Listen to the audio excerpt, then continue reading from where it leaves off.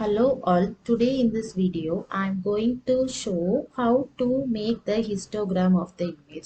For that previously I have made in the previous two videos. If you are following up our channel, you can see the previous two videos. We are reading the image, resizing the image, and then converting that image to, if it is an RGB image, we are converting that image to gray image.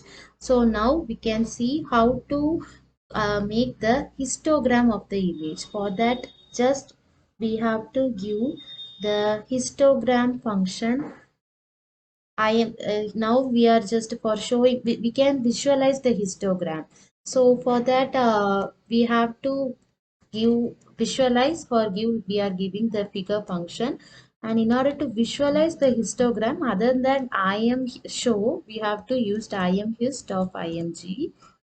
Then I'm just running this code. So this is the histogram image of the cameraman.tif image. So then for this also we can make a histogram. There will be no such difference. Why? Because we are just resizing the image. There will be only minute variation between image and image 1. Then we can see the histogram of the RGB image. Before that, we can see the histogram of the peppers image.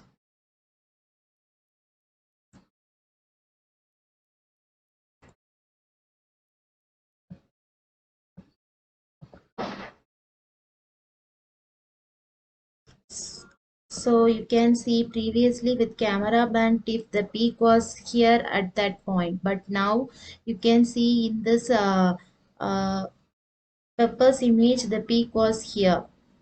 So this is the histogram of this image. Then we can see the histogram of the final RGB image.